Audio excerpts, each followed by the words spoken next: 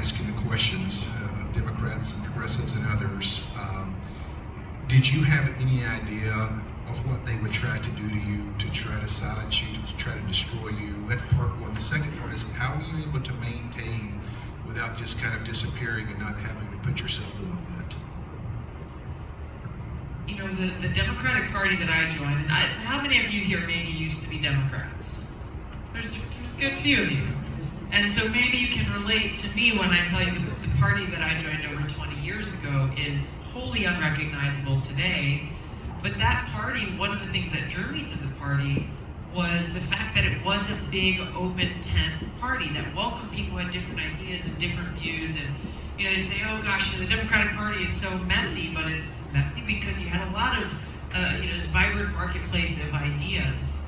And so going into this, no, I didn't think that the Democratic Party would become what it has, which is one that demands total conformity and compliance, and you must walk in lockstep, and you dare not criticize any of the powers that be.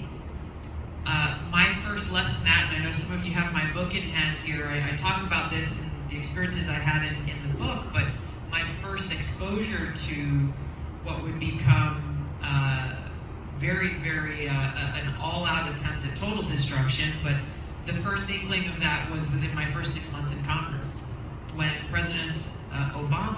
President Obama wanted to go and start a new regime change war in Syria, said he was going to come to Congress and seek authorization for it. I'd been in Congress for 6 months. It was moments exactly like this that I had run for Congress, is why I was there. And so I was on the Foreign Affairs Committee at the time, went back, listened to the Obama administration present their case, and got all of the evidence they presented, and a lot of rigorous questioning of then Secretary Kerry and others in the administration. The conclusion I came to was that, like too many of these regime change wars, they couldn't tell me what the objective was. They couldn't tell me what their plan was should there be retaliation. They're like, oh, we don't think they'll hit back. Okay, but what if they do? Oh, we don't think they will. That's your plan? Well, what if they're friends? They got some pretty powerful friends in the neighborhood. What if they hit back against us? Or what if they hit back against one of our friends, i.e. Israel? What are you gonna do? Oh, we don't think they will. This was kind of the way that the conversation went.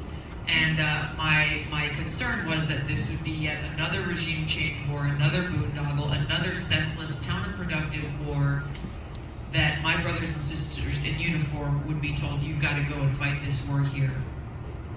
A war that would not serve our interests. So I said so publicly. I disagree with President Obama. Here are the reasons why. I've been deployed to the Middle East twice in 2 different war zones, and this would be bad for our country.